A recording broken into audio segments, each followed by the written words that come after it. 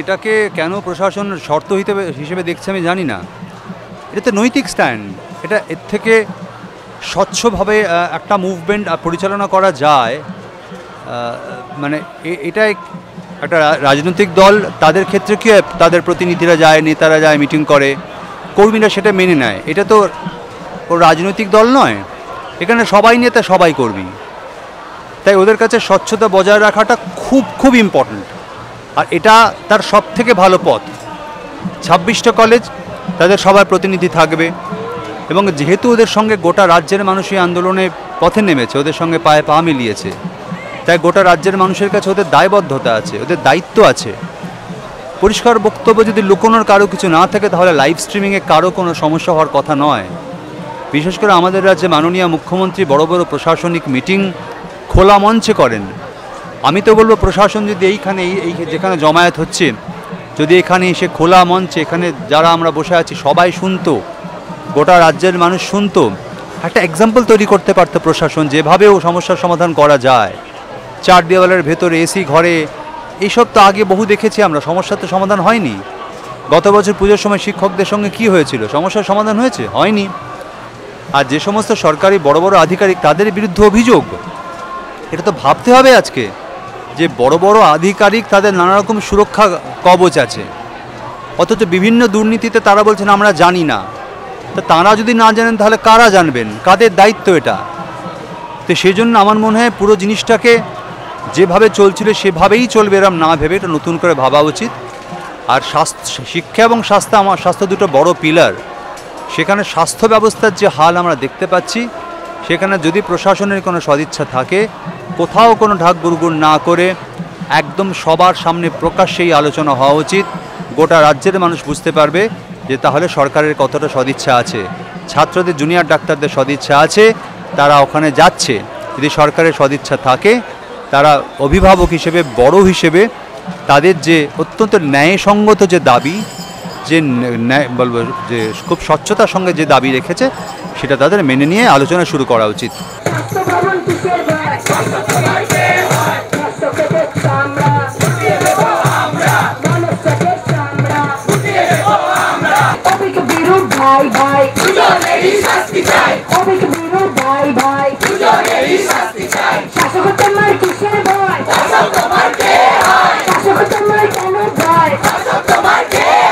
আমরা কিন্তু আমাদের মূল যে দাবি দিদির বিচার, সেটা কিন্তু এখনও অধরা রয়েছে।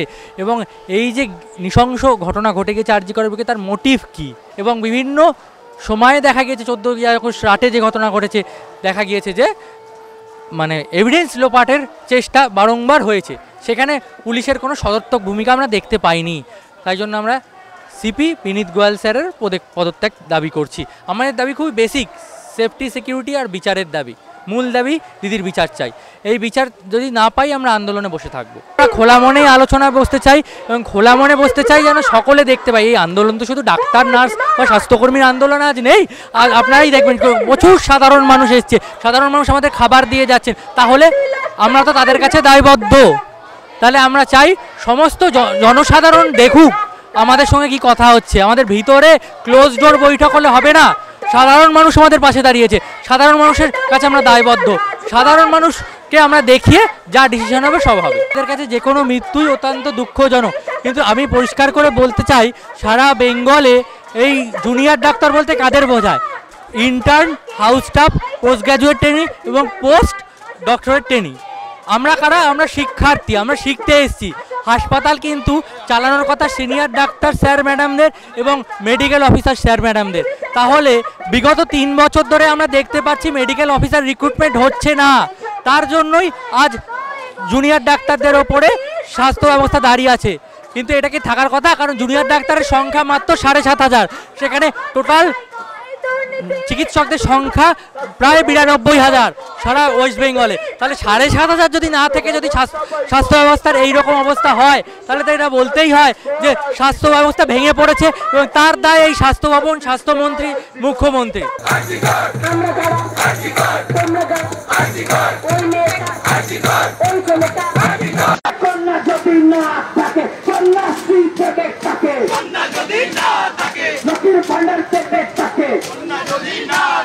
কন্যাশ্রী দেবে কাকে?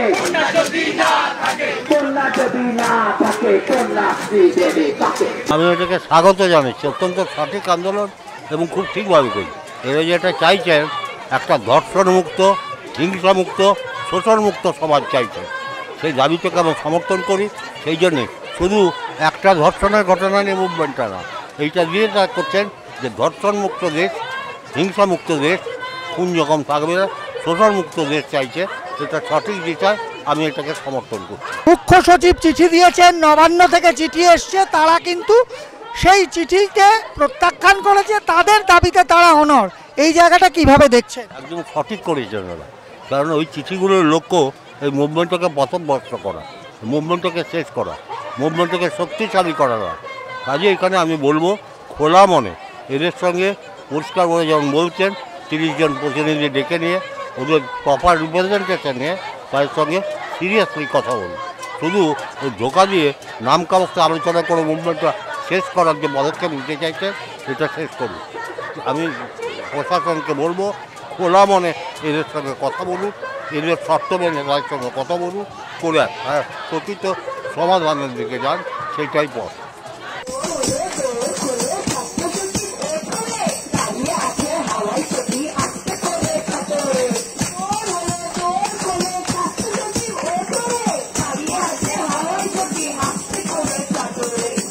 আমাদের কাছে একটা বিশাল বড় পাওনা যে সাধারণ মানুষ এবং প্রত্যেকে এতটা এগিয়ে আসছে, সবার জন্য করা হচ্ছে। আমরা তো আছি, তার সাথে সবাই যে এটা করছে সেটার জন্য আমরা সবার কাছে প্রচণ্ড পরিমাণে কৃতজ্ঞ, সারা জীবন থাকবো।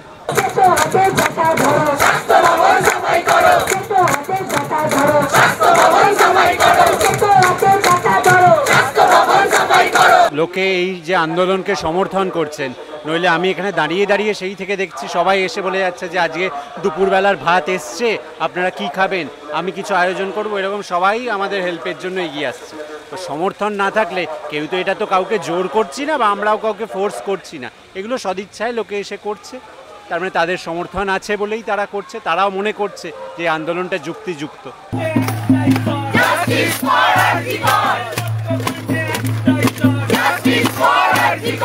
আমার গেঞ্জির ব্যবসা, আমার যে দেখলাম যে ঝড় বৃষ্টি হচ্ছে, এর মধ্যে এরা আন্দোলন করছে, ভেজা অবস্থায় থাকবে, অন্তত কিছুটা দিয়ে হেল্প করি, এই আর কি, আর কিছু নয়। আর কিছু আপেল পেয়ারা নিয়ে এসেছি আর লজেন্স 2 প্যাকেট দিয়ে এলাম। আমার বাড়ির ডাক্তার, আমার মেয়ে MA পড়ছে, কিন্তু ডাক্তারিতে সুযোগ হয়নি, কেন এনারা ডাক্তারি পড়ার মানে ভগবানের এগুলো ব্যাপার, কিন্তু সাধারণ আমাদের পক্ষে হয়নি আমাদের ঘরে, কিন্তু এনারা হচ্ছে ভগবানের মতো, কিন্তু তাদের জন্য এটুকু তো করতেই হবে আমাদের। আমার ছেলে মেয়ে না হোক, এরাও আমার সন্তানের মতো।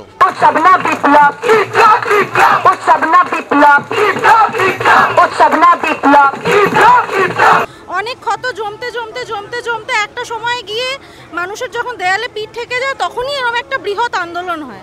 আমাদের মুখ্যমন্ত্রী নিজে ক্ষমতায় এসছেন এরমই আন্দোলন করে, তো ওরাও এখন সেই আন্দোলনটাই করছে এবং ওদের দাবি খুব ন্যায্য, ওরা জাস্টিস চাইছে, ওরা কোনো অ্যাডিশনাল কিছু কিন্তু চাইছে না, ওরা নিজেদের জন্য কিছু চাইছে না, ওরা দেয়ার আস্কিং ফর জাস্টিস। এটা খুব ভ্যালিড ডিমান্ড এবং আমরা সবাই ওদেরকে সাপোর্ট করি, তাই জন্য খোঁজ নিচ্ছি যদি কোনোভাবে আমরা সাহায্য করতে পারি।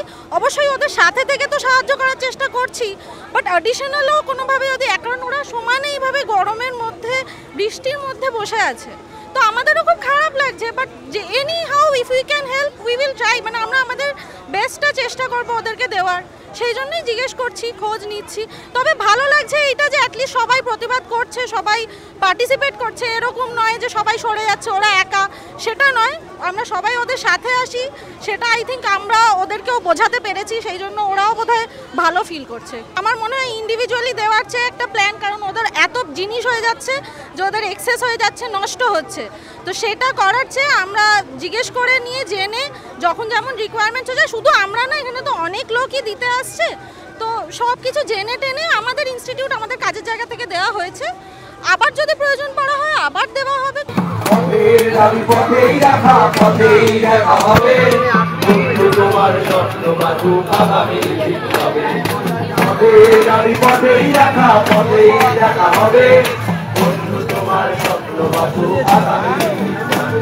বাতাসে যারা মিশিয়েছে বিষ মানুষ